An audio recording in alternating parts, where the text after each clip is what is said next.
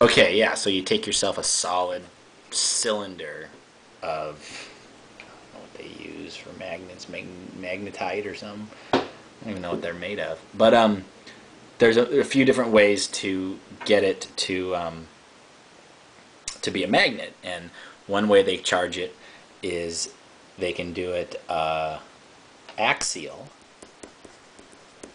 okay, which is we'll call north positive and south negative. So they can do it this way. So that would look like red at the top and white at the bottom, right? They can take that same cylinder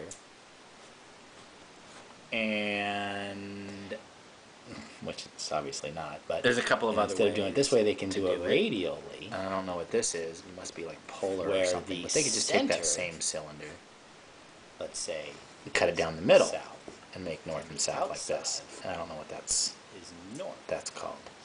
But this one is cool. And the reason this one is cool is because all these other different ways they're doing it.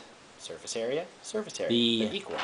But here, if you were to take this surface area of this north and unroll it, you'd have a piece of paper like this. And if you were to unroll the axial, you'd have a piece of paper symmetrical, like this. So when you spin this one, call it another magnet. the drag over the surface area, there's less travel over the surface area on the interior than the exterior. If, let's say, you put and distance and all the stuff of this sucker right here is high. This is interesting. This is kind of an interesting concept.